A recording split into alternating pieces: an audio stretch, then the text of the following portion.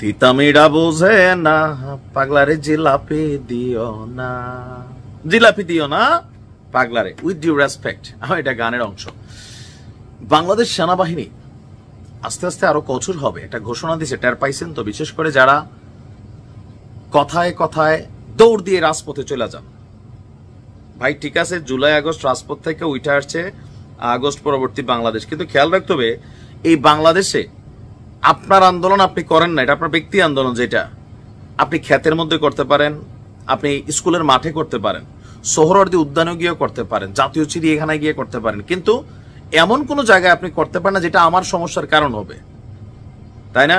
এই যে রাস্তায় কথায় কথায় রাস্তায় নেমে যাওয়া, মহাসড়ক ব্লক করে ফেলা, তারপর হচ্ছে আপনার ঢাকা শহর, সারা বাংলাদেশ থেকে এখানে মানুষ আসে, বিভিন্ন কাজে আসে, হাজার হাজার টাকা খরচ করে আসে, আইসা দেখে কি এই এলাকা ব্লকেট, এখানে গেলে হুন্ডা আটকাই দেয়, আবার বেশি কিছু করলে কে আওয়ামী লীগের ফেসিস দোসর, এগুলা বলে অনেকে হেনস্থার ঘটনাও ঘটছে।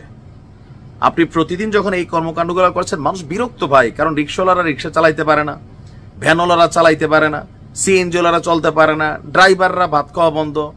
একটা রাস্তার উপরে তো মানুষের অফিসের 9টার টাইম শেষ, কারোর পরীক্ষা ডিস্টার্ব করতেছেন আপনি।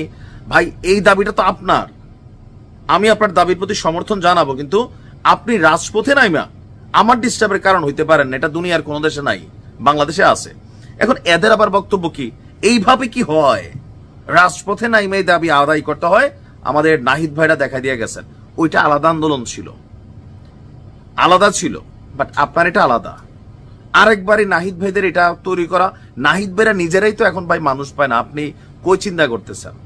এখন এই যে পরিস্থিতি, গতকালকে আমাদের কুমিল্লা মহাসড়কে আমরা দেখছিলাম সেনাবাহিনীর ধাওয়া, এখন ধাওয়াবে, দেখলে রাস্তায় ধাওয়াবে। আমি স্যালুট করি এই সিদ্ধান্ত, ধাওয়াইতে হবে ভাই। তুমি তোমার আন্দোলন করো, সংশ্লিষ্ট মন্ত্রণালয় অথবা যে ডিপার্টমেন্ট আছে সেইখানে যাও, কলেজের ভিতরে স্যারে কি করছে ছাত্রীর লগে, তুমি আইসা মহাসড়ক বন্ধ করে দাও। ওয়াই? আব্বার দিনের দেশ তোমার, এটা আমারও তো দেশ। এখন এই যে কথায় কথায় রাজপথে নামা, রাজপথ চেষ্টা, অবরোধের চেষ্টা, আর এগুলার কারণে সড়কে তীব্র যানজট সৃষ্টি হচ্ছে, এই বিষয়ে সেনাবাহিনী কিভাবে কাজ করবে আগামী দিনে প্রশ্ন ছিল আমাদের সেনা অফিসারদের কাছে, গতকালকে সাংবাদিকদের। তা আমাদের যিনি প্রশ্নের উত্তরদাতা, ওনার নাম সম্ভবত আমি একটু দেখে বলছি ওনার নামটা, সেনানিবাসে একটা সাংবাদিকদের জন্য বিশেষ প্রোগ্রাম ছিল, তো সেখানে আমাদের যিনি দায়িত্বশীল কর্নেল শফিকুল ইসলাম, তো তিনি আপনারা বলছেন যে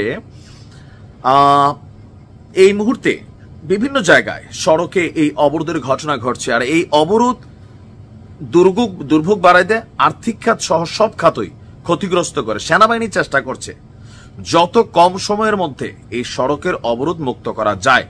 এমনকি গতকালকে ঢাকা কুমিল্লা মহাসড়কে সেনাবাহিনীর অ্যাকশন নিয়েও তিনি কথা বলেছেন।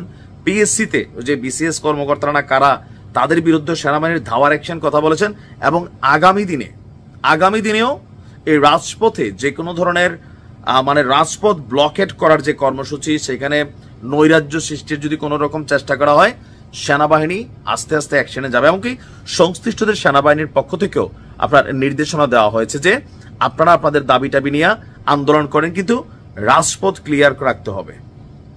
আমার মনে হয় বাংলাদেশে বেশ কয়েকটি স্পট ক্লিয়ার করে দাও, স্টেডিয়ামে যাও, খেলার মাঠে যাও, স্কুলের মধ্যে করো, অথবা বিভিন্ন পাবলিক প্লেস বলতে রাস্তাঘাট করা যাবে না।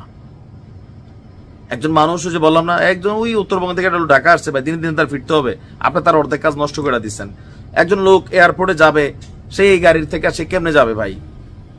এগুলো মানুষ বিরক্ত হয়, হাজার হাজার মানুষ আপনার কারণে বিরক্ত। আর এই দখল মখল রাজপথ, এগুলাতে মানুষের এখন তীব্র অবস্থা, পারে না থাপড়ায়।